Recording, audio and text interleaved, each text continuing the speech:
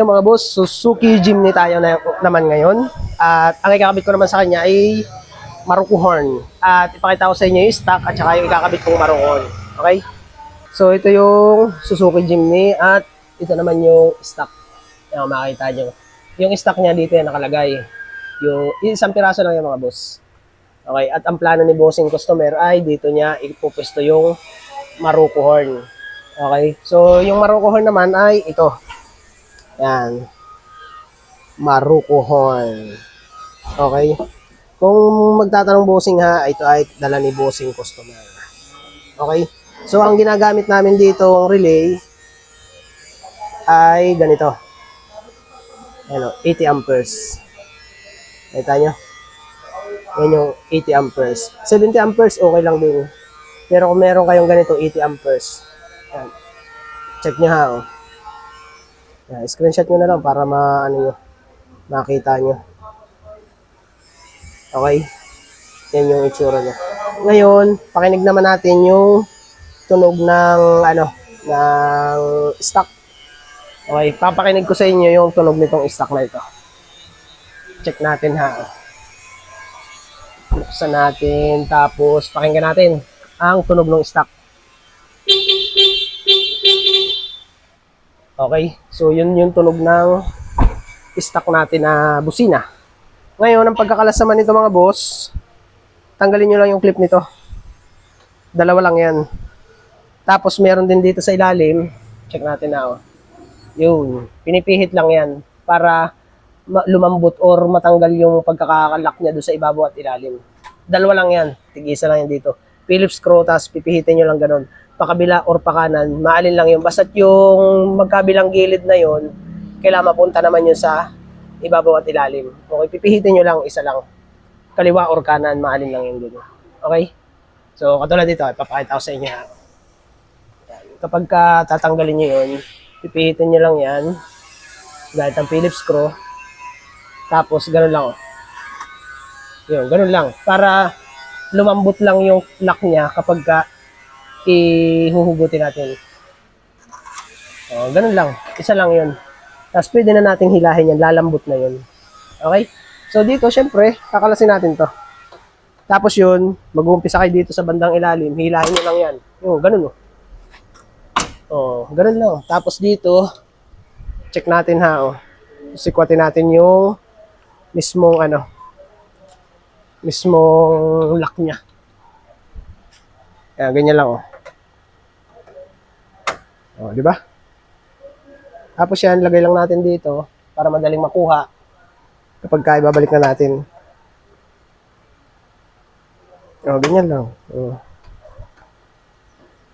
Tapos dito. Okay, so pagka nakalas nyo na yun, hilahin nyo na lang siya utay-utay. Basta ganyan lang. Pakita ko sa inyo. Okay, so ganito naman mga boss ang gagawin natin. Hilahin lang natin yan. Diba, nahila ko na itong dito sa ilalim at saka dito sa kabila, left and right. So dito, tutuklapin lang natin yan. Gamit lang ang kamay. Dire-diretso lang yan.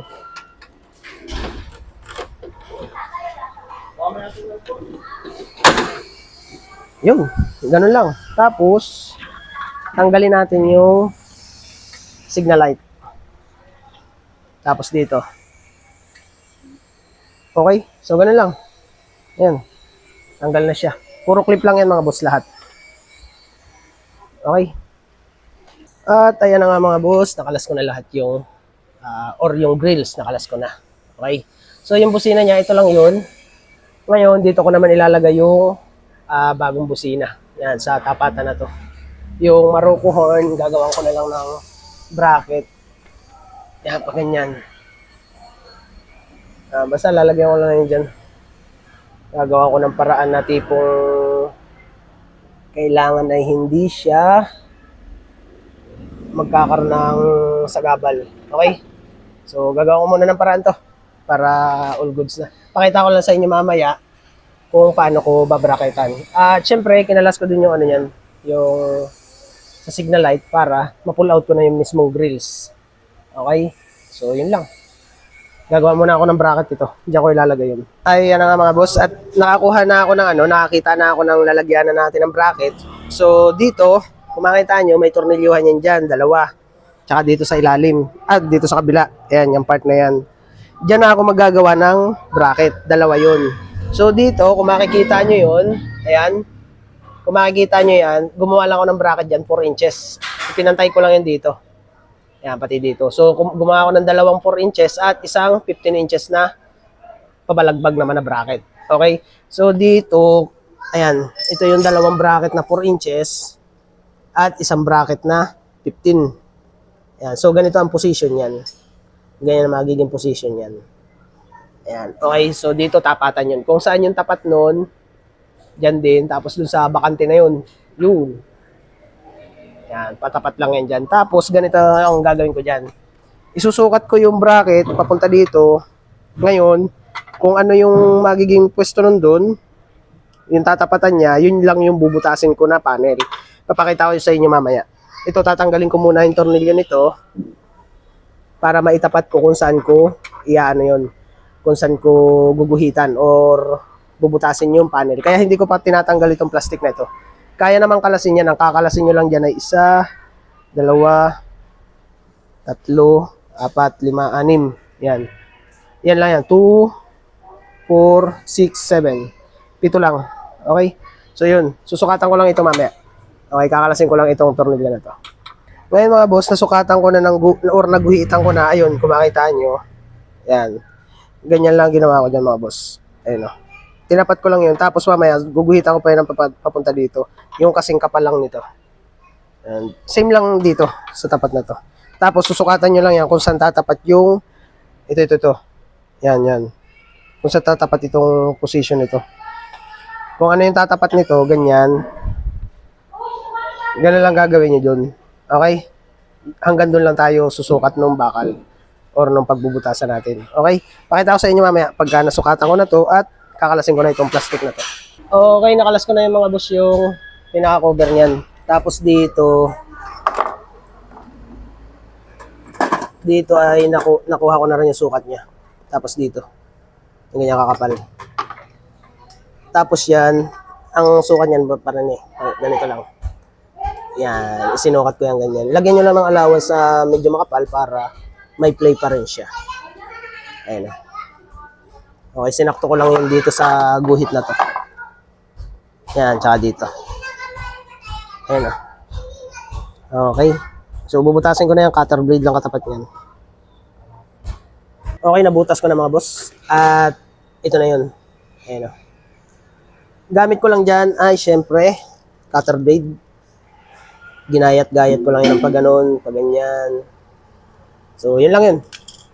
Ganyan lang ginawa ko. Update ko kayo mamaya. Okay, so naayos ko na mga boss. At dito, nga pala, ulitin ko sa inyo, dito sa right side, dito kung sa napapanood ninyo, dito sa parteng right side, itong bracket na ito, dinagdagan ko siya ng 1 inch. So, itong side na to, 4 inches, at ito ay naging 5 inches. Bakit? Ganito. Di ba dito, kapag sinunod natin ito, dito yung tatapat sa tapat nitong cable ay hindi magkakaigi. Kaya ang ginawa ko, pinaltan ko yung bracket at nagdagdag ako ng 1 inch para dito ko na ilalagay yung tornilyuan. Okay? So dito, nasa sa inyo naman yun kung gagawin nyo ay sagad din dito, same lang din na 5 inches, magdo-double tornilyo kayo dito. Pero sa akin, okay lang din naman kahit isa. Tapos dito isa. Wala naman kaso yun. Pero kung gusto nyo, dugtungan nyo na ito na gawin nyo ng 5 inches para dalawang tornilyuhan. Nasa sa inyo yun. Tapos ganyan ang design nun. Ayun o, yung butas niya, saktuhan lang. Ayun o. Okay. So dito, pagdating dito, gano'n naman. Ayun o. Dito sa ilalim. Butas lang siya. Tapos dito, nga pala, nilagyan ko ng papel para hindi siya magasgas yung yung condenser niya. Okay? Ayan, kahit ganyan-ganyan ninyo yan, walang problema. Okay? Pero sabi nga, mag-ano pa rin kayo, mag-ingat pa rin kayo na wag masusundot itong condenser, okay? So, yan ang setup niyan. Tapos dito, ito yung pinagpaltang kong 4 inches. Hindi na gagamitin yan, pero tatabi ko pa rin. In case na kailanganin ko, magagamit pa rin yan sa ibang paraan or sa ibang sasakyan. Tapos dito, sinukat ko lang yan ng ganito, ipapasok ko lang ha. Ganito ang pagpasok niyan eh. Yan. Okay. So, lapag lang muna natin ganun. Tapos, ganyan. Ayan. Okay, ganyan na naging sukat yan. Ibabalansin nyo lang yung dito at saka dito. Ayan o. Babalansin nyo lang. Kung gusto nyo, saktuhin nyo dito or dito. Walang problema yun, nasa sa inyo. Kasi baka bawasan ko pa ito kasi ang ikakabit ko naman kasi dyan, itong Maruko horn, pag ganyan. So, malalaman ko mamaya kung hanggang saan ko puputulin yung bracket. Okay? So, 15 inches lang yung ginamit ko kasi nga, puputulan ko pa yon.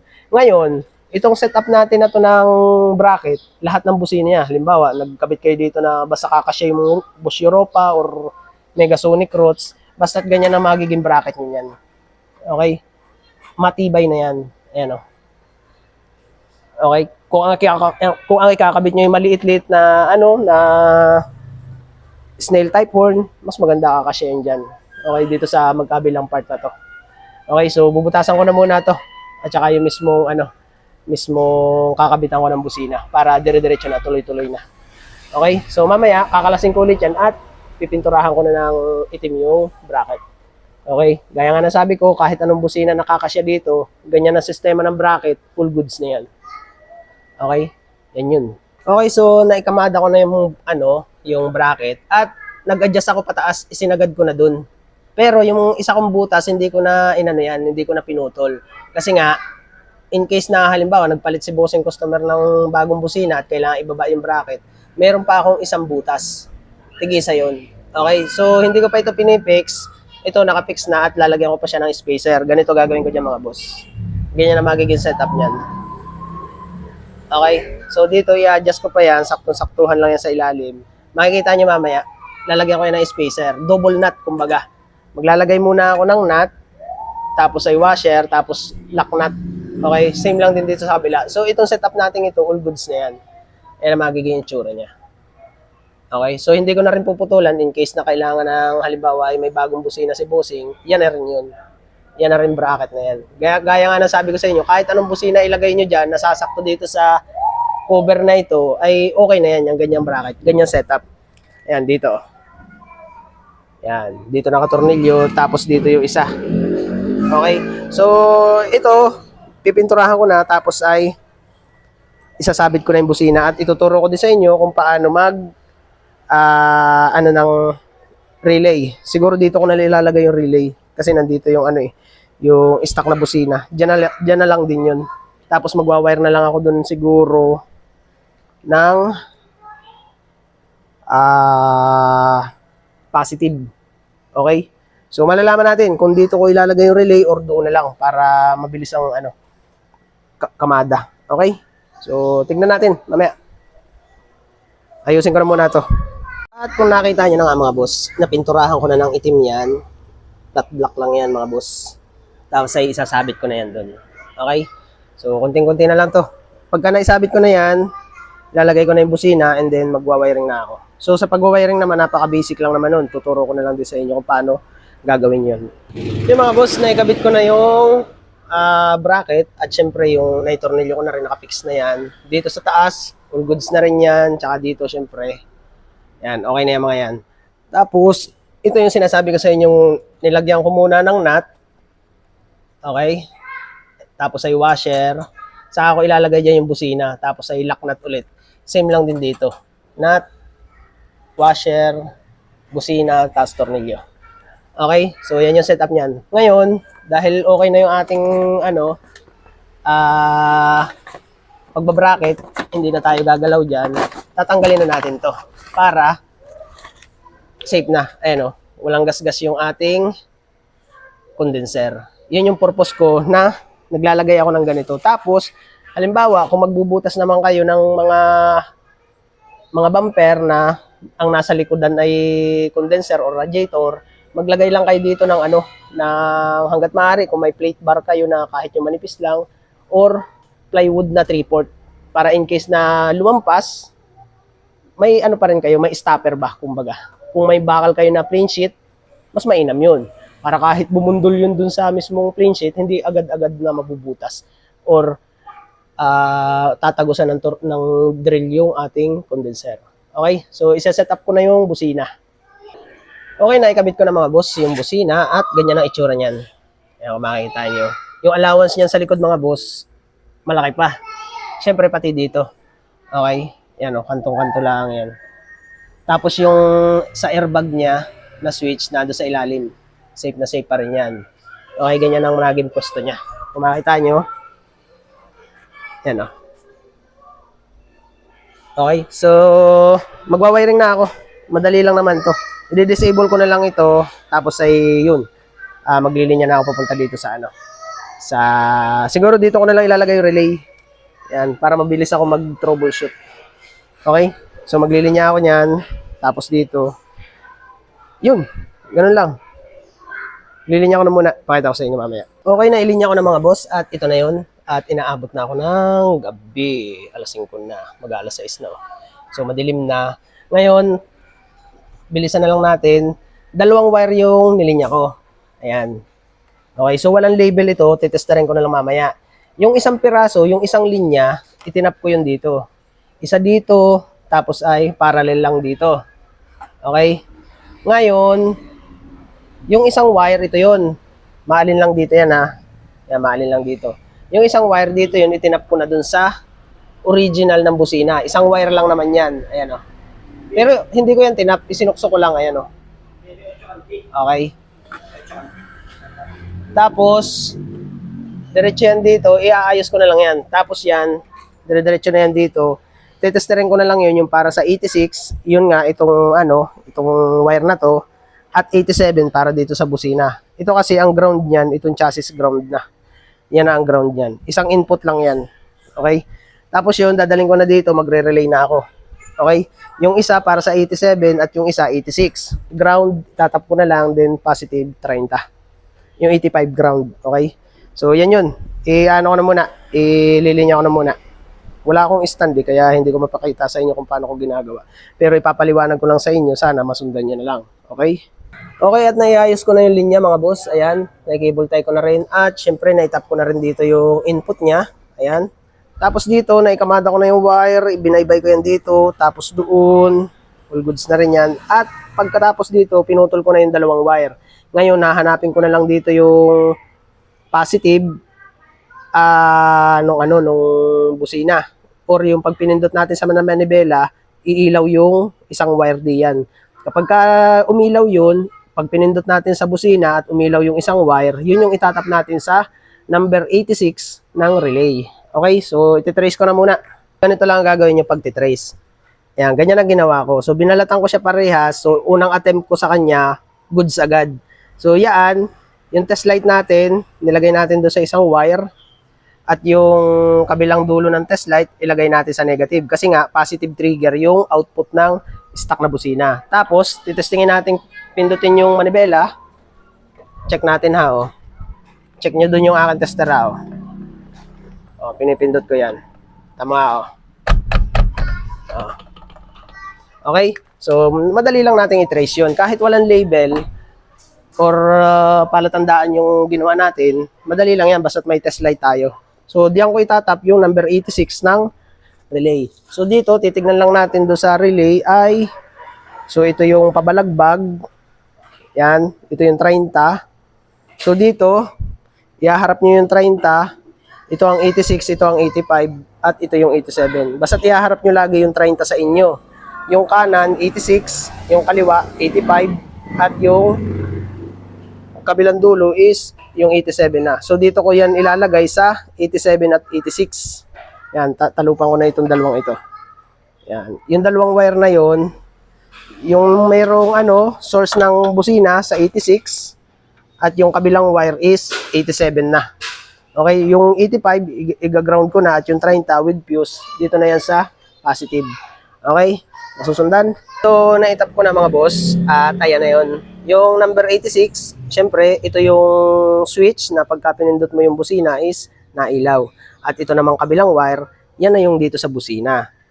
Itinap ko naman yun dun sa number 87. At kung makikita nyo dyan, itong nakatayo, yan yung number 30, number 85. Ihaharap nyo lang yan. Ito yung number 30, 85 yung kaliwa, 86 yung kanan, at yung bandang unahan is 87, papunta na yun doon sa busina. So, ang itatap ko na lang dyan, 85, ground, number 30, positive. Okay, so yung natitira kong wire, gagamitin ko na yun at lalagyan ko ng fuse yung number 30. Okay, so update ulit. Ayan, yan na yun. Malapit na ito matapos. Tapos matitignan na natin or mapapakinggan kung gano'ng kalakas yung busina na yan. Okay, so ayos na mga boss. At iniayos ko na yung kamada, all goods na yan, relay. Okay na din. Fuse, 30 amperes nakalagay dyan. Rekta sa positive, rekta sa negative, relay, at busina. So, titestingin ko muna at ipapakinig ko sa inyo na nakakalas pa yung grills. At titingnan natin kung ano yung comparison ng may grills at yung walang grills. So, pakinggan muna natin. Okay, so yun ang tunog niya. Ngayon, ipapakinggan natin na nakaharap tayo dito sa busina mamaya. Okay? So, yun. Okay, ayos na mga boss. At ito na yung itsura niya. Ang pagbabalik lang nung grills natin, so syempre ikabit natin yung hazard or yung signal light at ipupush lang natin yan. At syempre wag niyong kakalimutan yung clip dito, dalawa. Okay, so dito okay naman na ito, napihit ko na ulit para mag-lock. Okay, so titestingin naman natin na nakakabit yung busina or yung grills. Okay. Okay, busina mo na. Pucha, wala pa ata. Ay, walang joke ka. O sige, asa ka na? Okay, tetestingin na natin. Busina. Isa pa. 2 beses. Okay, ayos na. Yun na yun. Yun yung tunog niya mga boss ng Maruko horn. Ayan. Okay, isang set. At syempre, Suzuki Jimny. Installation ng Maruko horn. Okay. Thank you, thank you.